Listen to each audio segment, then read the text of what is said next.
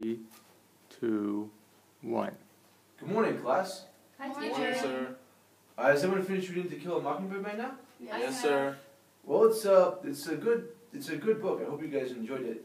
And today we're going to be talking about the theme of education in this novel. It's a very important theme, as I'm sure you identified, given how many scenes take place in the schoolroom, how important the topic of student-teacher relationships can be at times, and just in general, how often author Harper Lee identifies education as something which really bolsters the character's well-being and allows them to create a better life for themselves. So we're going to see how this is illustrated by the word education itself and how it can actually take on different meanings at different points in the novel.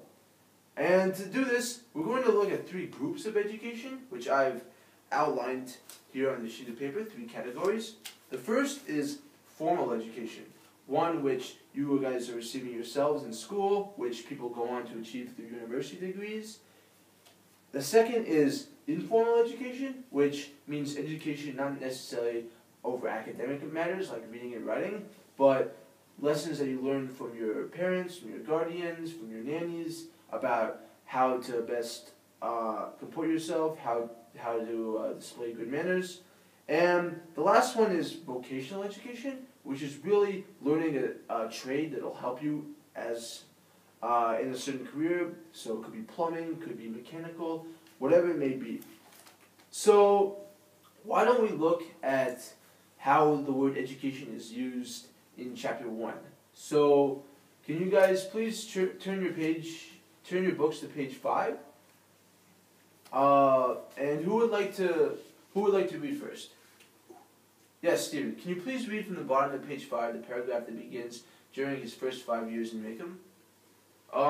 And before we begin, this takes place very early in the novel. So before the action has really begun, Scout is setting up the scene, introducing Atticus, her father, to us readers, describing his backstory, and we learn about what Atticus has been up to before the main action of the novel actually takes place. So, can you please begin? During his first 5 years in Macomb, Atticus practiced economy more than anything. For several years thereafter, he invested his earnings in his brother's education. John Hale Finch was 10 years younger than my father, and chose to study medicine at a time when cotton was not worth growing. But after getting Uncle Jack started, Atticus derived a reasonable income from the law. He liked Macomb County. He was Macomb County born and bred. He knew his people, they knew him, and because of Simon Finch's industry, Atticus was related by blood or marriage to nearly every family in the town. Thank you. So, can you please go over this paragraph and identify any clues, any hints as to what exactly education means in this particular context? And think about the 3 categories which I outlined. Well, it talks about Atticus's brother studying medicine. So I believe that would be formal education. Is that correct? I believe so. It does in fact make sense, given that clue, that Atticus wanted his brother to have some form of medical training, so investing in his ability to attend medical school, which I do in fact agree with you, is what education means in this sentence, is what he most wanted to get out of his investment. So yes, I agree that formal education is what Harper Lee is referring to in this early example. Now, why do you think it is such a big deal to Atticus to see that his brother gets this education? Why would he want to invest in that when he already has a family of his own to take care of? Does any of you 3 have any ideas? Yes, Joanne. I think maybe because he went to law school and he wanted his brother to do the same kind of thing. So he wanted him to also have formal education? Okay, so he recognized that education was helpful for himself, and he wanted his brother to go on and have the same kind of experience. Yes, I agree with that. What about given the what's happening in America right now, when the novel is taking place in 1935, the middle of the Great Depression, why do you think it's especially a big deal for Atticus to invest in education? Yes, Stephen. Well, the sentence also talks about cotton not being worth growing. So in this case, because of the circumstance of the Great Depression, I believe becoming a doctor would have been a more lucrative profession. And so in that sense, Atticus is not only helping his brother pursue something he's interested in, but also something which will help him become more successful, probably earn more money, and thus have a more productive life. I agree. I think it's inherently true that farmers were especially hard hit during the time of the Great Depression. A lot of people did lose their lives, but especially those involved in agriculture.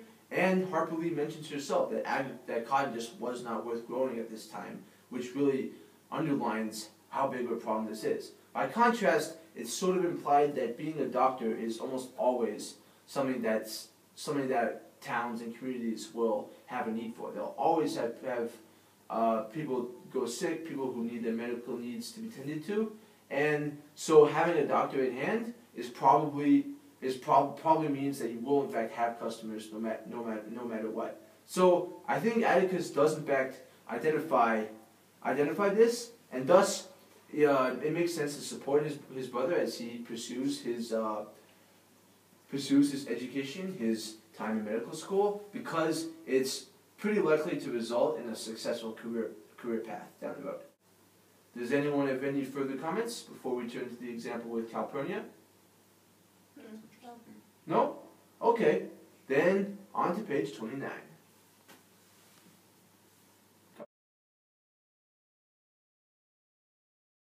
Good morning, class. Good morning. Sir. So today we're going to talk about the Civil Rights Movement, and I've prepared a cheer for you all, which will hopefully help you remember the dates with certain important events during this very, very pivotal period in American history took place. So I'm going to say the year, and you'll just repeat after me. Okay? Ready? Okay. All right. Here we go.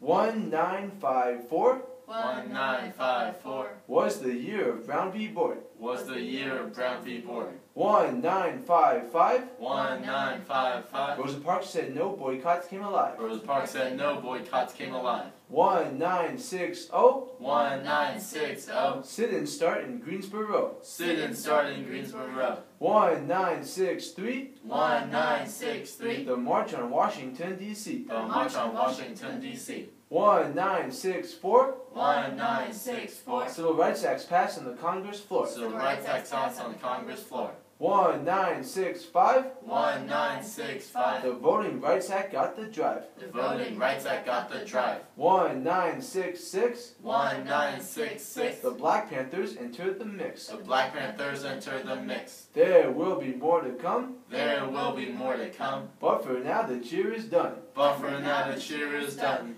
Yay!